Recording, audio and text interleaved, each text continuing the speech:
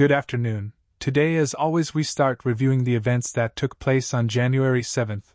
The enemy continues to ignore the laws and customs of warfare, uses terror tactics, strikes, shelling of both military and civilian objects.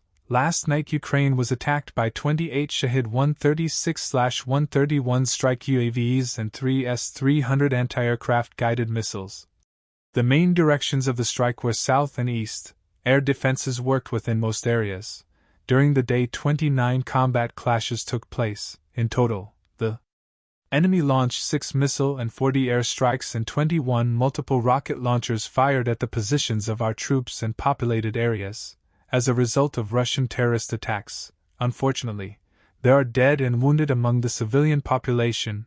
Private residential and apartment buildings and other civilian infrastructure have been destroyed and damaged.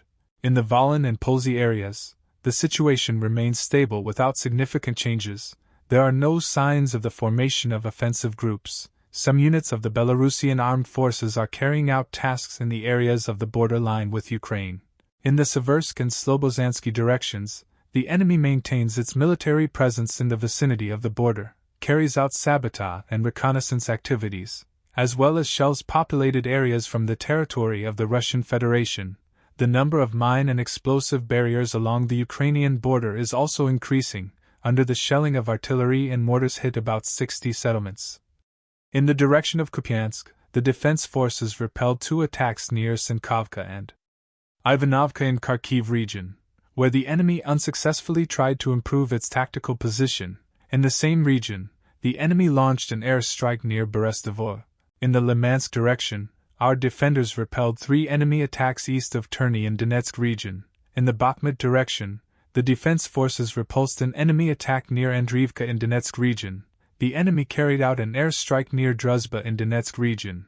In the Avdiivka direction, our defenders repelled 5 enemy attacks in the areas of Novobakhmutovka, Avdiivka, as well as 11 more attacks near Pervomaiskoye and Nevelska in Donetsk region, where the occupants, supported by air support, failed to improve their tactical position. In the Mariinka direction, the defense forces continued to contain the enemy in the areas of Mariinka and Novomykolovka in Donetsk region, where the invaders, supported by aviation, 3 times unsuccessfully tried to break through the defense of our troops. The enemy also carried out air strikes in the areas of Krasnogorovka and Georgievka in Donetsk region. Under artillery and mortar fire were Krasnogorovka, Georgievka, Novomykolovka and Konstantinivka. In Shakhtarsk direction, the enemy did not carry out offensive actions, but shelled more than a dozen settlements with artillery and mortars. In the Zaporizhia direction, the defense forces successfully repelled an enemy attack that occurred west of Verbova in the Zaporizhia region. Constant artillery shelling was observed in the area of responsibility of the Odessa JMA in the Kherson direction. Enemy aviation struck the areas of the settlements of Respublikanets, Krasny Mayak, Smivka and Krinky in the Kherson region. The enemy does not stop trying to displace our units from the bridgeheads on the left bank of the Dnieper. 2 unsuccessful assault attempts have been made over the last 24 hours, but our troops are holding their positions and inflicting significant losses on the enemy.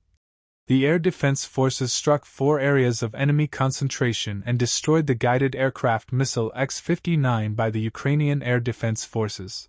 Military missile units hit the enemy's control points, ammunition depot, and artillery weapons. As a result of yesterday's drone strike in Dnipro, several buildings were damaged, including an educational institution, a dormitory, 2 multi-story structures and an administrative building. According to information from the OBA, 4 cars were destroyed and 12 were damaged. During the night, there was a Shahid raid on a recreation center in the Nikolaev region. There is no information about casualties. According to the OBA, the base was inactive. Kherson continues to be subjected to shelling. A 62-year-old man died as a result of wounds received, the city military administration reports. Also, a residential house came under fire, where a woman was killed. The Russian military began using FPV drones with machine vision and auto capture of the target. This was reported by a specialist in the field of communications and Aryar Sergei Flash Beskresnov.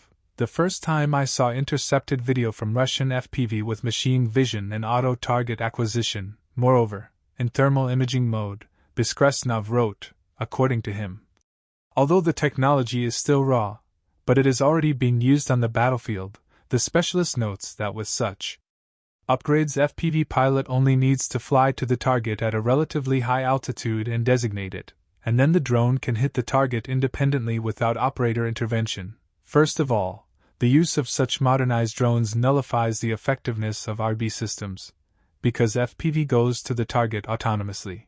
Yuri Lutsenko, former prosecutor general, said that Ukraine loses about 30,000 people killed or seriously injured in military operations every month. He said that the authorities should present real figures of Ukrainian army losses to show people the seriousness of the situation and motivate them to join the Ukrainian armed forces instead of avoiding mobilization. However, official military departments did not confirm the loss figures mentioned by Lutsenko.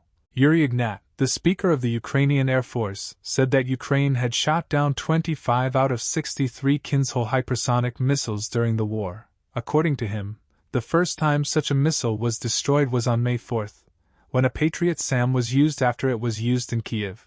Japan's foreign minister, who arrived in Kiev, said she would transfer $37 million in aid to Ukraine to buy drone detection systems. At the same time, there are other military aspects in the relations between Ukraine and Japan, which are not publicly advertised, but about which the Western media wrote. For example, Japan has recently decided to supply the United States with missiles for Patriot missile defense systems, the shortage of which in Ukraine has recently been frequently reported by the media. Japan is their manufacturer under an American license.